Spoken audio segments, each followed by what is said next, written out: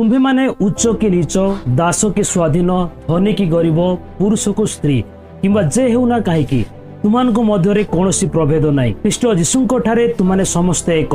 पुणी तुम्हें माने ख्रीष्ट जीशुंको ठारे विश्वास करने द्वारा ईश्वर संतान। आउ जीशु ख्रीष्ट उद्देश्य बाप्तिजित हेबा द्वारा तुम्हें माने समस्ते ख्रीष्ट को परिधान करियछ।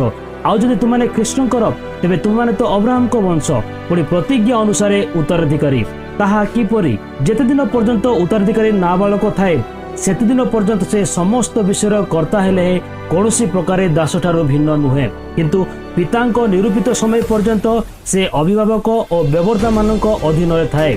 सेहीपरि आमे माने मध्य जेतेबेले धर्म रे नाबालक थिलु सेतेबेले जगतर प्राथमिक विषय गुडाकर दास थिलु, किंतु काल संपूर्ण हुवन्ते ईश्वर अपना निकटरू निज पुत्र को प्रेरण कले। से स्त्री जात होई व्यवस्था अधीन हेले जेपरी से मूल्य दे व्यवस्थाधीन लोक मानकु मुक्त करती।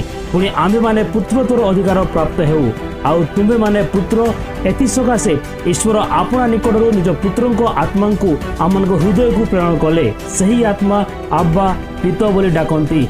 एणु तुम्हें आउ दास नुह किंतु पुत्र, पुणी जदि पुत्र तेबे ईश्वर कर्तृक उत्तराधिकारी।